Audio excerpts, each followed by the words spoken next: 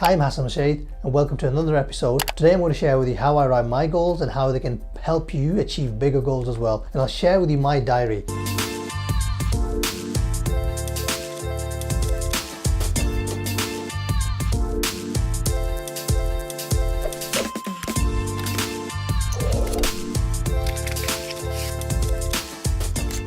So I don't know if you can see this on the camera. I'll put a link below as well. Just a link to the PDF of this so you can see exactly what the text says.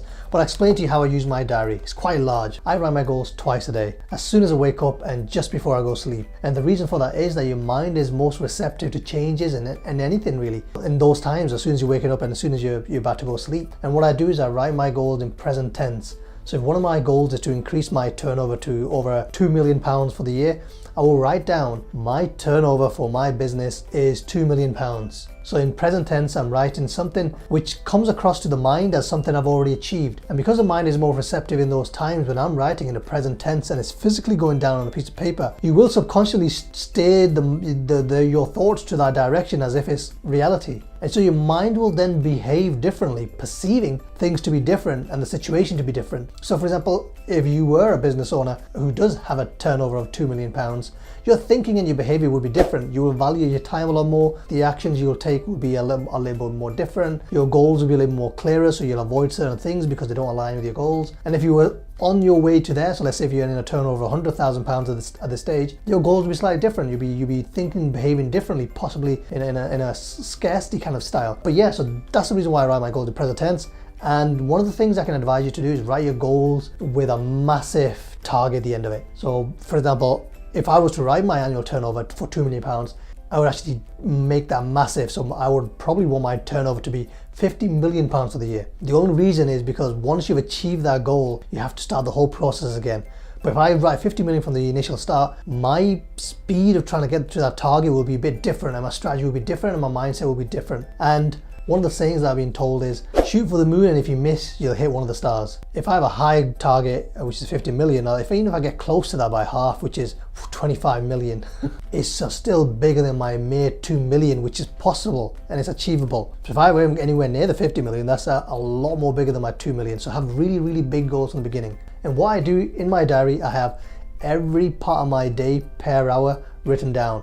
So I make every hour of my day accountable with a certain action that I need to achieve. And what I'll do is I use the hours as blocks. So I'll then have, if I need to shoot videos, I'll set aside 2 hours and I only have a 2-hour window to get that done, which makes me really productive because I know there's a deadline. So every hour of my day is held accountable and I have to complete every hour with a written objective. Something else I write in my diary is the successes I have in the day. So for example, if I've achieved a big sale, so let's say if I've made a website for £6,000 in the day, that'll be a big tick. But if I've built a relationship with one of my old friends who I've not seen for a while and I got to connect with him again, that's again a success. It doesn't always have to be everything is about business or money. It's about life. So if I had date night with my wife and it was a great time and we got to have some fun and some humor, that's a success for me. I class that as a success for me. So I will write that down every day, just before I go to bed, the successes I've achieved for the day.